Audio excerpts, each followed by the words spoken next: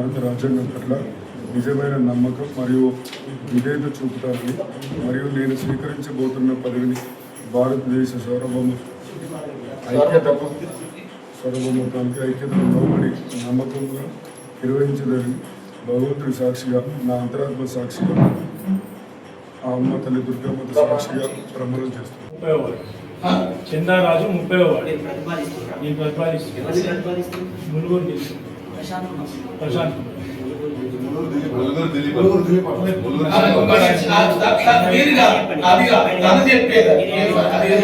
ములుగురు ప్రశాంత్ కుమార్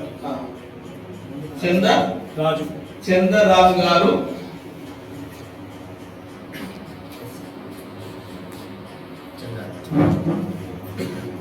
బలపరిచే ఒగ్గు రమేష్ బలపరుస్తున్నారు.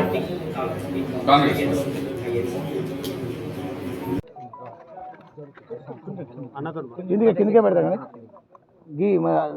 మధు కింద. ప్రజలందరికీ కూడా తెలుసు, జమ్మికుంట మున్సిపల్ ఎలక్షన్లలో జరిగిన కీలక పరిణామాలన్నీ ప్రతి ఒక్కరికి తెలుసు. జమ్మికుంట పట్టణంలో జరిగిన ఎన్నికల్లో హంగు ఏర్పడడం జరిగింది. ఏ పార్టీకి స్పష్టమైన మెజార్టీ లేకపోవడం మూలంగా మేము ఇండిపెండెంట్ అభ్యర్థిగా గెలిచిన ములుగురు ప్రశాంత్ను గత 4 రోజులుగా మా వెంట ఉంచుకొని మేము తనకి మద్దతు తెలపడం జరిగింది. కానీ బీఆర్ఎస్ పార్టీ వాళ్ళు ఇవాళ కుట్ర పన్ని తనకు బీఫామ్ ఇవ్వకుండా అవమానించి, తన చెల్లెలకి కూడా బీఫామ్ ఇవ్వకుండా అవమానించి తనని ఎన్నో ఇబ్బందులు పెట్టినప్పటికీ కూడా కాంగ్రెస్ పార్టీ తనకు అండగా నిలిచి మేము మద్దతు తెలుపుతాం సోదరా అని చెప్పి తనకు మేము మద్దతు తెలపడం జరిగింది. 100% ములుగురు దిలీప్ అనేటోడు రేపు భవిష్యత్తులో కూడా కాంగ్రెస్ పార్టీ వెంటనే ఉంటాడు. కాంగ్రెస్ పార్టీ ఆధ్వర్యంలోనే ఈ జమ్మికుంట అభివృద్ధికి పనిచేస్తాడు. ఇది స్పష్టంగా మేము తెలియజేస్తున్నాం. కొద్ది రోజులు వాళ్ళకున్నటువంటి గుండాయిజాన్ని చూపించో, లేకపోతే వాళ్ళకున్నటువంటి అంగబలాన్ని చూపించో వాళ్ళు ఇవాళ కొద్ది రోజులు వాళ్ళు ఏమన్నా నిలువరించగలుగుతారు కావచ్చు. కానీ ఇది ప్రజాస్వామ్య వ్యవస్థ.